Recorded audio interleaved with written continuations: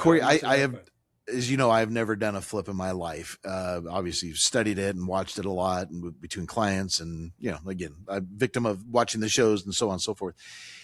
But it seems to me, and I hope you go into this today, it seems to me the pressure that you are under, right? A lot of times you're borrowing, a lot of times it's hard money. So you have, 3 months, 6 months or something like that to pay it back. You've paid points up front to borrow that money. Usually a bank is not going to lend it to you. You're going to go again private.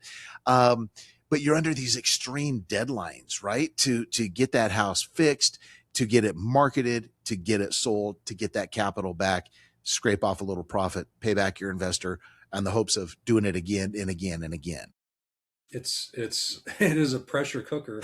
I'll tell you, the most pressure filled time we had, my partner and I started doing this back, if you remember, after the Great Recession, Yep. when the market was still going down. Yep. I remember So that. we would go in, try to find these deals, go in and buy it. And so we didn't have the luxury of the market being stagnant or going up. So the pressure was from both sides. We're trying to keep costs down. Plus, I mean, at that point, the market was going down 1% a month, 2%. Yes. Like everything is crushing you. Catching a falling knife, as we call it. Yeah. And so it was very important to know what you were doing and be able to get in and get out quickly. Otherwise, you'd be upside down before you knew it. I mean, exactly. And you never could recover.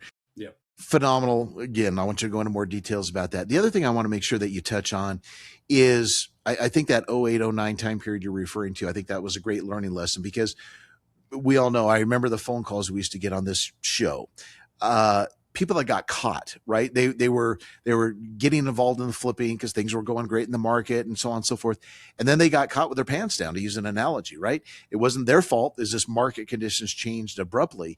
And they'd already bought the house. They've already maybe invested money into, the various improvements. So they're into it for whatever, $50,000, $100,000. Then the market conditions change. And we saw a lot of foreclosures. I remember some of those phone calls we got, people literally in tears saying, you know what? I borrowed against my primary home to do this flip. I thought it was going to be great. Corey, John, Dwight, what can I do to get out of this thing? And a lot of times our answer was, unfortunately, there's not much you can do. Like you said, do the short sell, Mr. List, Mr. Caller, do this, do that, and recover. You'll recover from it. But, in those conditions, the way it was, there wasn't much people could do. No, and I kind of equate it to your world too, where sometimes you've got this great stock investment, but then something happens with the company or the story changes or the CEO. Market change. Yeah. Then you've got to change. You can't just stick with the same plan of, well, that doesn't matter because I'm still going to make 100,000. And I had a quick funny story. I had a gal that worked for me forever, and she had been in the business a long time. And she came to me when all this was happening back in 2008, 9, somewhere in there. And she was in tears. And I'm like, what's going on? She's like, my house is worth less than what I owe. And I go, yeah, it's happening a lot. And she goes, I didn't know real estate prices went down. I'm like, well, good God. Unfortunately, we're not old enough to have really lived through it that much, but they go up and they go down. Yeah. What do you know? And she survived and it was great, but it just was an eye opener. Like, a lot of people thought this could never, ever happen. Was she licensed?